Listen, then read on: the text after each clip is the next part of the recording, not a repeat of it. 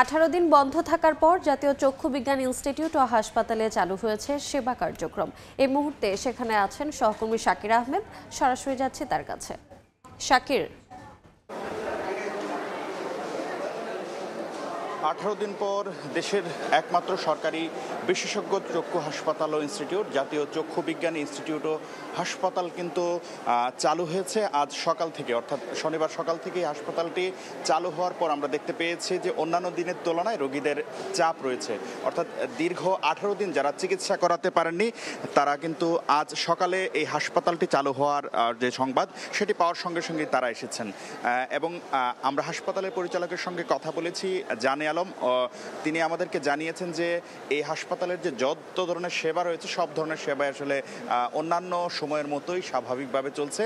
তবে হাসপাতালের বাইরে আইন শৃঙ্খলা বাহিনীর সদস্যদের, বিশেষত যদি বলতে যাই পুলিশ বাহিনী সহ র্যাব সদস্যদের বিপুল উপস্থিতি লক্ষ্য করা গেছে এবং আইন শৃঙ্খলা বাহিনীর সদস্যরা যারা মোতায়েন রয়েছেন তাদের পাশাপাশি এখানে দায়িত্বরত যে পুলিশ সদস্যরা তারা বলছেন যে এখানে নিরাপত্তার ঝুঁকি রয়েছে। অর্থাৎ হাসপাতালের আশেপাশের এলাকায় আইন শৃঙ্খলা পরিস্থিতির অবনতির যে তথ্য তাদের কাছে রয়েছে সেটি যেন কোনোভাবেই ঘটতে না পারে, সেজন্য বিপুল সংখ্যক আইন শৃঙ্খলা বাহিনীর সদস্যের উপস্থিতি রয়েছে। এবং আমরা দেখতে পেয়েছি হাসপাতালের গেট যেটি রয়েছে প্রধান ফটকে কিন্তু রোগীদের ব্যবস্থাপত্র সহ আনুষঙ্গিক যে প্রমাণাদি সেগুলো আসলে যাচাই বাছাই করেই কেবল প্রকৃত রোগীদের হাসপাতালে ঢুকতে দেওয়া হচ্ছে। এবং এই হাসপাতালটি দেশের একমাত্র বিশেষায়িত সরকারি চক্ষু হাসপাতাল হওয়ার কারণে সারা দেশ থেকে রোগীরা আসেন এবং চক্ষু সংক্রান্ত যে জটিল চিকিৎসাগুলো সেই জটিল চিকিৎসাগুলো কিন্তু এই হাসপাতালে হয়। সেক্ষেত্রে অনেকে আসলে অস্ত্রোপচার বা অপারেশনের বিষয়টিও কিন্তু এই হাসপাতালে করাতে আসেন।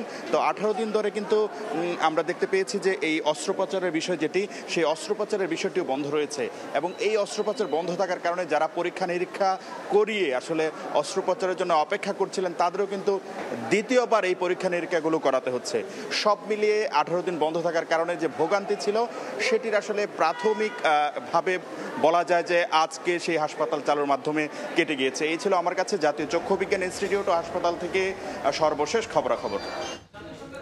সরাসরি যুক্ত ছিলাম জাতীয় চক্ষু বিজ্ঞান ইনস্টিটিউটে।